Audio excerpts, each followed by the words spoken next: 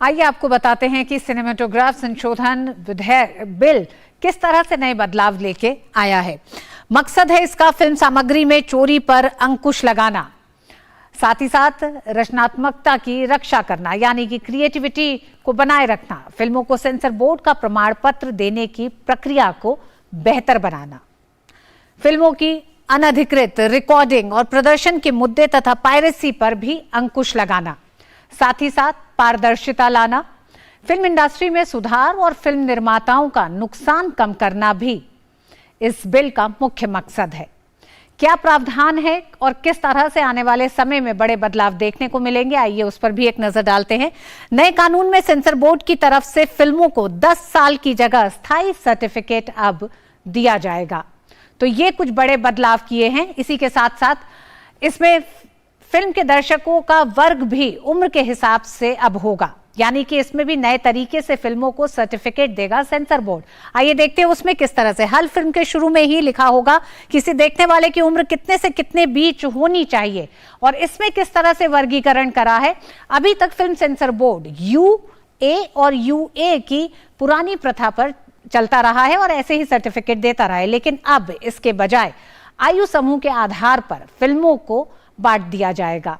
प्रमाण पत्रों की श्रेणियों में भी संशोधन किया गया है और यह भी बताया गया है कि किस तरह से प्रमाण पत्रों की श्रेणियों में जो संशोधन है वो आई जो है बिना किसी प्रतिबंध के, पहला जो है बिना किसी प्रतिबंध के है, जो कि यू एक तरह से यू सर्टिफिकेट जो होता है उसमें आएगा।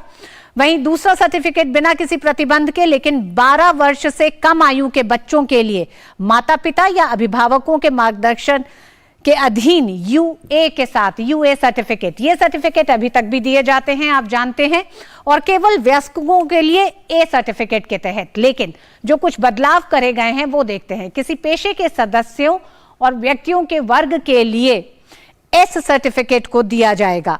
इसी के साथ कुछ और जो प्रावधान किए गए हैं उसमें शामिल है कि बिल में UA श्रेणी के स्थान पर 3 श्रेणियों को लाया गया है। पिछले कुछ समय में फिल्मों में अश्लीलता या फिर जिस तरह की भाषा का इस्तेमाल होता है उसको देखते हुए कई ऐसी कैटेगरीज अब बनाई गई हैं। UA 7+, UA 13+, यानी कि 13 साल की उम्र के बच्चों से ज्यादा के लिए, और UA 16+ में 16 साल के बच्चों के उम्र से ऊपर के बच्चों के लिए होगा। वहीं टेलीविजन और अन्य मीडिया के लिए भी अलग प्रमाण पत्र होगा।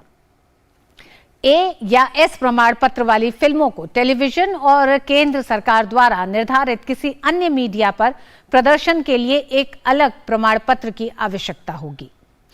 बिल उसी के साथ साथ अनधिकृत रिकॉर्डिंग और प्रदर्शन पर सजा का प्रावधान भी करता है। हम जानते हैं अनधिकृत रिकॉर्डिंग का मतलब मालिक की अनुमति के बिना फिल्म को प्रदर्शन के लिए प्रतिलिपि बनाना या फिर उसकी कॉपी बनाना या प्रसारित करना, इसको भी अब अपराध की श्रेणी में लेके आया गया है। फिल्म पायरेसी पर अब जुर्माना और जेल की सजा भी होगी। पायरेसी में शामिल पाए जाने पर के लिए 3 साल तक की कैद होगी और कम से कम 3 लाख रुपए का जुर्माना लगेगा। पायरेटेड सामग्री प्रसारित करना भी अब दंडनीय होगा। तो ये तमाम प्रावधान इस बिल के साथ आए हैं जो कि सिनेमा के जगत में भी और साथ ही साथ दर्शकों के लिए भी उन तमाम समस्याओं के समाधान के तौर पर आए हैं।